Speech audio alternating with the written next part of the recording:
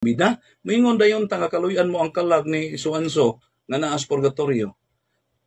Maldito, buotan, or dunay katungdanan diha sa kining gitawag og simbahan, puros ginato gyampo nga kaluyan mo ang kalag ni Suanso diha sa purgatorio.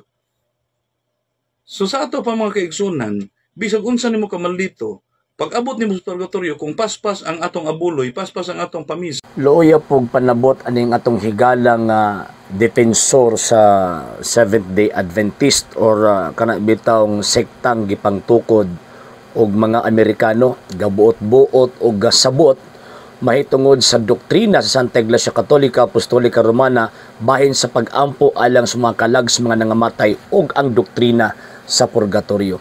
Sa di pa natin ito bagon, mga higalag, mga igsuon, sa wala pa nakapag-follow sa ito ang mga pages, i-follow ninyo itong mga pages. I-click lang good ninyo, then pagka man subscribe sa itong mga pages. And at the same time, sa itong mga channels, yun, click subscribe lang, mga sir ug mga ma'am, okay na kita din na. And at the same time, sa gustong mutabang sa itong program, yun, until lang, nagkinahal lang gyapon kita sa inyong tabang support. Sa gustong mutabang, pwede mo ninyong i-contact sa amo ang tawag ini nga Facebook page via Messenger or sa ato ang cellphone number 093935278884. I-message ko ninyo una before mo manawag mga sir ha.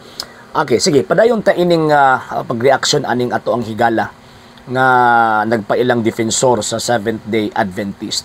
Ilang gisabot-sabot ang pagtulunan sa simbahan Katolika concerning sa pag-ampo sa mga kalag sa mga nangamatay ug kanang sa gitawag og purgatorio. Before nato direktahon sa tubag ato ng sabton unsa ni purgatorio. Sumala sa tudlo sa Santa Iglesia Katolika Apostolika Romana, ang purgatorio usa ka na ka lugar o estado nga kung diin didto ipahimutang ang mga tawo nga nangamatay diha sa grasya. Apan naa pa sila'y kinahanglang bayaran nga mga damyos sa sala nga ilang nahimo. So buti pasabot, walay mahimutang or walay gitawag og mahiadto sa purgatorio kung naa kay sala nga mortal. So baka itong giingon sa atong amigo nga defensor 70 Adventist, bisa kung siya kakabadlungon, masamadto ka dito, daghan ng imong abuloy, ug uban pa simong pagpamisa, mamadto ka sa purgatorio. Wrong, mali. Kay ang maadto lang sa purgatorio kadtong mga tao nga nangamatay diha sa grasya. Buti pasabot kung naaman sila nahimong sala venial or kung naaman sila nahimong bugat nga sala ilahang gibasulan, nakadawat sila sa sakramento apan kadtong damyos sa sala nga ilang nahimo kinahanglan pa nilang bayaran ug didto nila bayaran. Unang giingon ni Kristo ba Saint Matthew chapter 5 verse 26, ang giingon na ganung sa Kristo, bilangguon ka didto hangtod kabayran mo ang imong salaod. So mao na mga kalag nga mahimutang ni anang maong gitawag og purgatorio. Dili na tinuod nga bisag unsa ka kadautan mahiadto ka sa purgatorio, namatay ka bisag wa ka nahinusol maadto ka sa purgatorio. Wrong. Mali na siya nga notion or pagsabot concerning sa doktrina sa gitawag og purgatorio. Again, ang mahimutang nga mga kalag dito sa purgatorio kadto mga kalag sa mga nangamatay ng mga Katoliko nga diin nakabuhat lamang og venial nga sala or namatay sa estado sa grasya or bisag da sa gihimong dagko nga sala apan ilahang gibasulan nga pasaylo sa Dios ug nakadawat sa sakramento sa kumpisal apan kadtong damyos ka nagpabiling nga lama sa sala o resulta sa sala nga ilahang gihimo mo toy ilahang bayaran dito dauban sa dito temporarily kay ang purgatory usa ka na kaluna og estado nga diin temporaryong pag-antos. So ang mga naa sa purgatorio ang ilang kahimtang dito nag-antos sila temporarily. Og ang tanan nga naa sa purgatorio wa nay kahigayunang maimpyerno. Giandam na sila alang didto sa langit. So unsa may pulos-an nga atong mga pag-ampo naay dakong pulos na nga naman sa hinungdan na kanang pag-ampo sa mga Katoliko alang sa mga kalag nga naa sa gitawag sa purgatorio kanang silot nga gipahamtang sa Dios didto nila hinay-hinayon kanang tanggalon. So kung bisan pag maingon ang Dios nga tawag ining 700 days ka din na or 700 years ka din na tungod sa pag-ampo na nalukmay ang Ginoong Dios himuon na lang niyang 300 days. Wat pasabot marabag sa kalibutan ba nga ang abogado ni file og appeal nga niingon na ang judge nga sige 20 to 40 years ang imuhang priso nya tungod kay sige mag-file og appeal so gitagaan og tawag ining gi-grant kadtong appeal instead of mamahid mo nga tawag ining 40 years, mahimo na lang 16 years, 15 years. Ingon ana ang sistema. Mga sir og mga ma'am. So mo nang nas purgatorio mo na mag-ampot nga to sa Dios nga kaluy-an ng ilang kalag nga sa hinala sa dili madugay nga panahon og sa hinanaling panahon malingkawas sila ni anang temporaryong pag-antos. Og kanang mong purgatorio again mga kalag na nga diin giandam sa langit buti pasabot luwas na sila. So bot-bot ng ingon ni kini atong amigo nga mag-ampo para maluwas, wrong, dili na mo ipagsabot sa simbahang Katolika. Di na mo ay gitawag og pagsabot. Okay, so second, magpa niya, malingkawas daw kuno ang makalag kung tawag ini daghan ng abuloy. So, yun anak kadaot ang inyong pangunahuna. Ngano man kay ang inyong pundok nabuhi sa abuloy.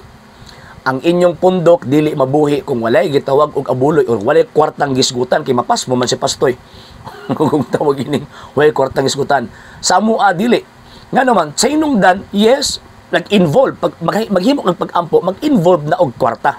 Nga naman, kay mo man na ang imuhang sacrifice, kung nag-offer og sacrifice sa misa para sa kalag sa gitawag og namatay, ikaw pud nga nagpaampo, mag-offer sa kag-sacrifice through thing tawag ining imong gihalad ngadto sa gitawag og simbahan. O tanawa, 2 Macabeo 12:43-45, 2,000 kasalapi nga plata.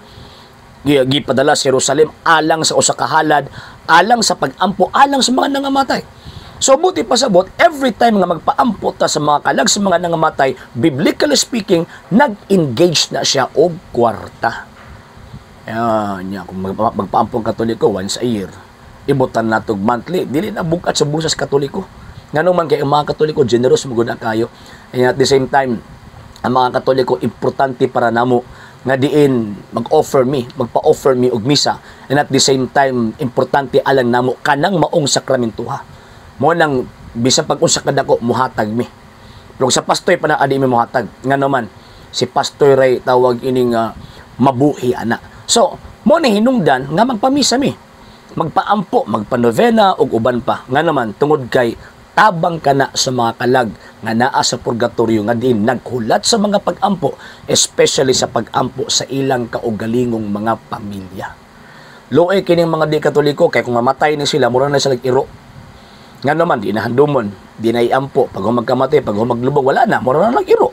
Wala kamo nga tawag ining gipanghiluan sa mga dili Katoliko. Nagunahon na mo nga mabiyaan ng simbahan Katolika, Santa Iglesia Katolika, Apostolika Romana, huna-huna agyon ninyo nagtarong kay kung mga matay mo, wa mo kilainan si iro. Pag human ninyo glubong, wa ni mo handom ninyo, wa ni mo ampo para ninyo. Ngano man kay para nila pag magkamatay di na magkatag 10%. Mo na nga wa na may pulos. Ang simbahan Katolika bisag patay na ka, maka-avail gihapon ka sa gitawag og benepisyo nga gihatag sa simbahan Katoliko, ilabi na ang sakramento sa misa. So maunay doktrina sa simbahang Katolika concerning sa pag-ampo alang sa mga nangamatay o sa purgatorio. Muna kamo ay magsabot-sabot ang inyong kanya ugalingon nga panabot sa pagtusimbang Katolika niya. So rambawon pag yun ninyo aron lang makaatake mo sa pagtuong Katoliko. Pero bisan pag usaon yung atake, di gid mo kaguba sa simbahang Katolika. Ngano man kay klaro ang iyang pagtulunan, gikan kang Kristo, nagsukad kang Kristo at the same time gilamdag na ni Kristo sa iyahang gitawag kong simbahan. Okay? Sa hindi pa po nakapag-follow sa mga pages po natin, i-follow nyo po yung mga pages po natin, RJ Horolanciano II TV Apolia Punto Argumento page, Kuya Apologist TV page, and RJ's Vlog 2022. And pwede rin po kayo mag-send po dyan ng Facebook stars. And also, sa ating po mga channels, sa hindi po nakapag-subscribe, i-subscribe po ninyo yung mga channels natin, The Lay Catholic, Apologist International Official, RJ Sano II TV, Kuya Apologist TV, and Barrio Kawayan Religious Forum. And pwede rin po kayo mag-send po dyan ng super sticker, super chats, and super thanks. And maraming salamat po sa mga kapatid at mga Katoliko na ulis pong tumutulong sa programa po natin. Maraming salamat po. Nang dahil po sa tulong at suporta po ninyo, ang programa po ito, until now, andito pa rin po sa social media. And until now din po, nangangailangan pa rin po tayo sa tulong at suporta po ninyo dahil wala po kami magagawa rito mga sir, mga ma'am, kung wala po yung tulong at suporta po ninyo. Sa gusto pong tumulong, sa gusto pong sumuporta, pwede po ninyong ipadala ang tulong at suporta po ninyo sa pamamagitan po ng ating mga account numbers dyan po sa ating pong screen. And pwede niyo po kaming i-message sa ating pong page kung via remittance po yung papadala po ninyo. Maraming salamat po in advance.